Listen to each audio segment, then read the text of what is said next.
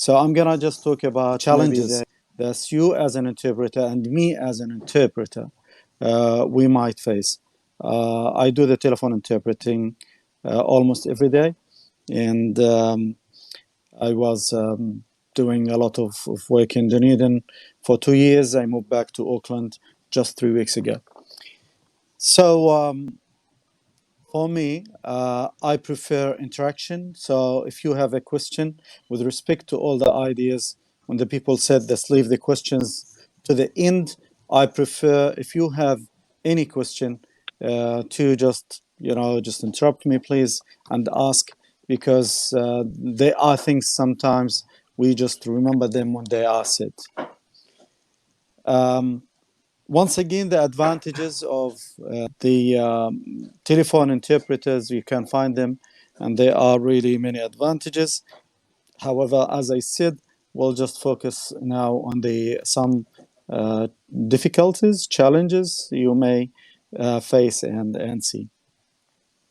From my experience, one of the challenges we need really to be prepared for, the some of the English speakers or the professionals, they are, let's put it this way, they don't have enough experience to work with interpreters.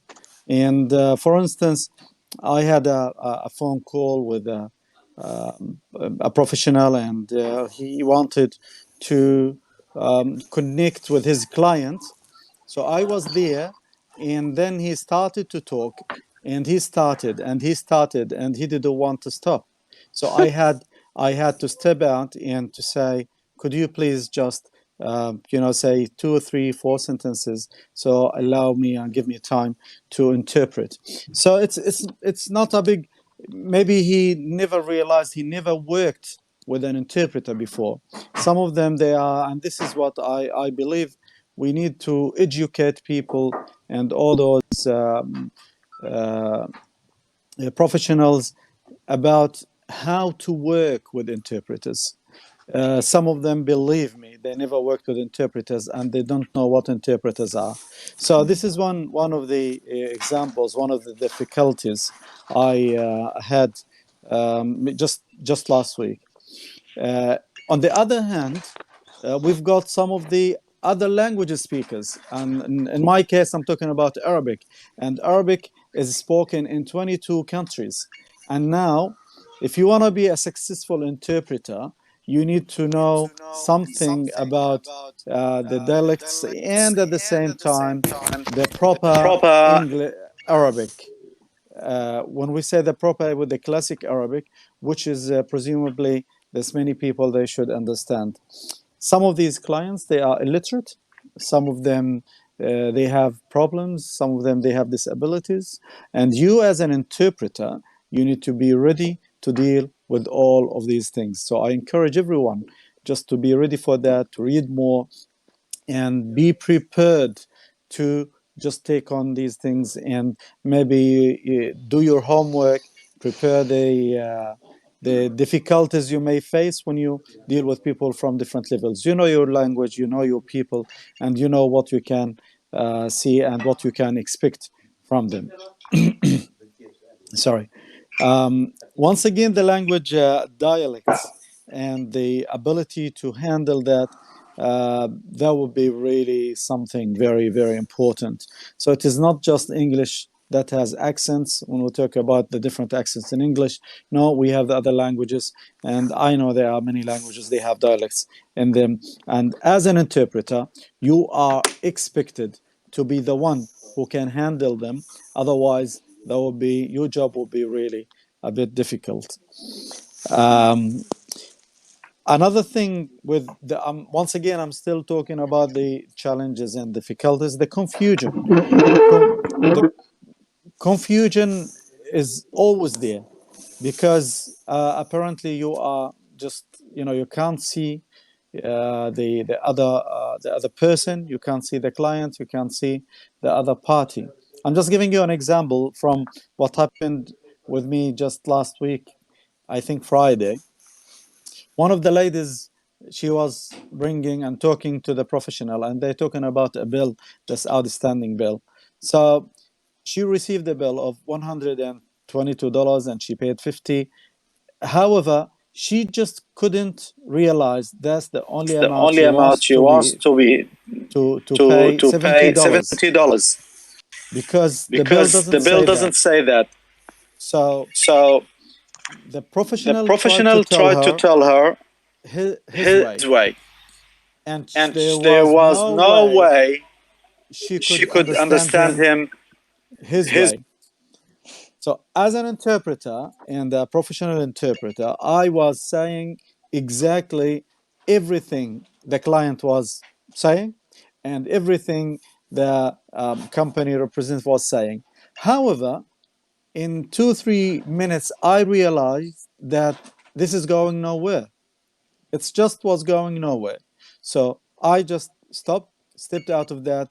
I spoke to the professional, and I told him that this is not going anywhere. I'm gonna explain to her her way, and I'll tell you exactly what I'm going to explain to her. So I didn't say anything from my own. However, I just took the conversation to another level where that lady, she understood, and she understood clearly. And the company representative, he just tried to confirm she understood, and she said yes, she did, and we were able to just solve that problem. When we talk about telephone interpreting, as you all know, there's no body language, no eye contact, and no facial expressions, which are major factors in communication and communicating between people. And this adds more stress to the process, the whole process. And we need really to be aware of that because that easily can make misunderstanding and loss of information, and it will be just easily you lose the information and misunderstanding. So you need to be prepared, you be ready to all of that. And if you realize that there was a loss of information or misunderstanding, you need to be ready to put your hand up, stand up, and just talk in the air. Issues with technology, as my colleagues tried to talk about technology. However, I want to say here that the technology, uh, if you are going to be now a telephone interpreter, um, this call can come anytime, any place. So you need to be really ready for that. That's going to come outside. There will be noise. Sometimes, it's just a problem with hearing. Sometimes they speaking clearly. Sometimes the phone, some logistics, backgrounds. And you need always to have this in mind so you are ready to do it. If you make yourself available, that means you should be prepared and you should provide a high level of professional interpreting no matter what because you chose to be in that situation. um, I think the telephone interpreting will be more difficult if there are more than two parties talking. So, for instance, if you talk and there are parties and you can't have the sequence because simply you cannot see who's talking and who's next and who's third. So, in these circumstances, to be successful, I think we need to put the hand up and take some control. It is important to take some control in these situations, these circumstances, to make things keep going and to make things happen. Otherwise, uh, uh, uh, I'm talking about, let's talk about people from Middle East or from Arabic background where they are loud by nature, and people they would maybe interrupt each other, maybe they can talk, and it's just part of the culture. And if you can't really, if you don't know that, you cannot keep control, you may lose control as well. So as it is difficult if there are more than two parties, so you need to be really ready to step in there, put your hand up, and try with this control, just try to make things happening. um, no, sorry. Okay. Um, Now here, there is another issue with the all the it is convenience the telephone interpreting. However, it is really very convenient because you can have it anywhere in the world and anytime, regardless wherever the person is. For instance, tomorrow morning, I'm having an interpreting job with one of the agencies, and the client will be in a far away place from New Zealand, and we will be we are able to do it because of this really technology. However, um, in these circumstances, sometimes there are some very important messages. They are very important, let's say, contest. Just you need to be aware of and to be ready for it. So if you are hungry, if you are angry, if you are sleepy, if you are really not in a good mood, I don't think it will be a good idea for any one of us to take these jobs, especially when they are really very sensitive, and very sensitive issues relates to some of these agencies or the government departments. um, so I know the telephone interpreting is really good in these circumstances, difficult circumstances. It gives us flexibility. It's just here. But one more thing I want to say, that uh, the frame that we all should be, and the code of ethics, it's really the most important thing in this job, because simply, let's just put it this way and be just straightforward. If I'm for me, I'm a police interpreter, for instance, and I was called, the phone rang to talk about the arrest or something, and I know myself that I really can't do it. I will struggle to just be part of it. I should be brave enough, and I should be fair as well to say sorry, I can't do it. And that doesn't mean anything. Doesn't put you in any lower circumstances or position, or it doesn't say something bad about yourself. I think it's right the opposite. It means that you have the courage to come forward and say sorry. I'm just I just can't do this. I don't know much about it, and I just can't do it. You need to turn it down. Apart from that, we as interpreters, we are obeyed with the code of ethics, confidentiality, impartiality, and competency as well, and the rest of these ethics, and that's when you deal with things. Um, Let me just finish with this. When I was in Dunedin, the city that I loved, and I worked there for 2 years, and I worked for different multiple agencies, and you name them. I worked with the police, with the family harm team, with the court, stopping violence, Red Cross, whoever, whatever. Um, but one of the problems was with the code of ethics. With the it was with sometimes with these you somebody says something, next day you can many people they know about them without naming, without saying anything. We always learning, we are growing. We always need to stop, have sometimes to reflect on our work, and to go back and change what we need to change and move forward to be a better interpreters, so we can be fair on ourselves and the clients and the service providers. So, Noraira, thank you so much, everyone. I hope that was added something. We were just, as I said, we're sharing this information together, and I'm open for any question. Noraira, thank you. Tēnā koutou, tēnā koutou, tēnā koutou katoa. People keep talking about what it could actually be, the new world of communicating. Ultimately, it is about connectedness. But the one thing that I do want people, want all of us to think about, your three axioms of code of ethics: confidentiality, accuracy, and impartiality.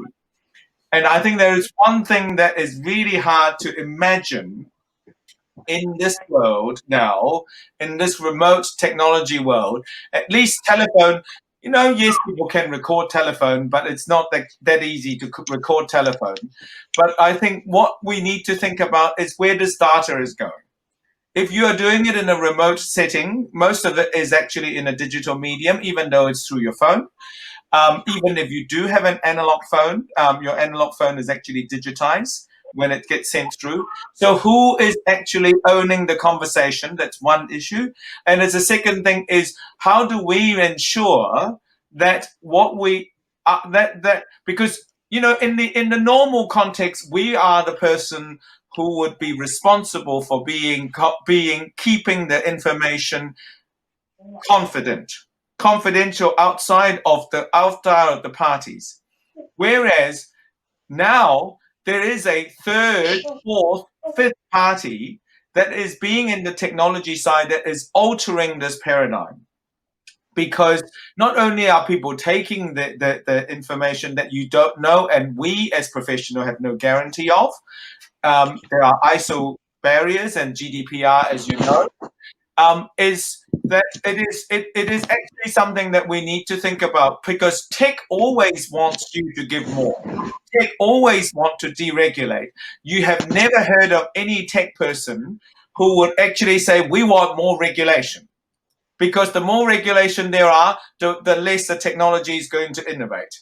So I think it is important to think about the fact that whenever anyone who is saying that tech is private is lying to you. The question is, how do you want to actually control that? And as a professional, I think it's important that we remember that in the analog world, we are the person who holds information private. And how do we ensure that the technology that we use is doing that? Because let's think of the vulnerable people that we will be interpreting for. Not necessarily refugees, of course, but refugee is one of them. But even medical or legal or social welfare information is important that it's kept confidential. So I think it's something that we should bear that in mind whenever we use technology, and because we all know that information can leak. And so I'll leave it as that. I don't need to go through any more, but I'm happy to answer questions. And just like as with Mustafa, but I just want you to think about every time you log on and every time you're on the phone, what are we giving up? Thank you.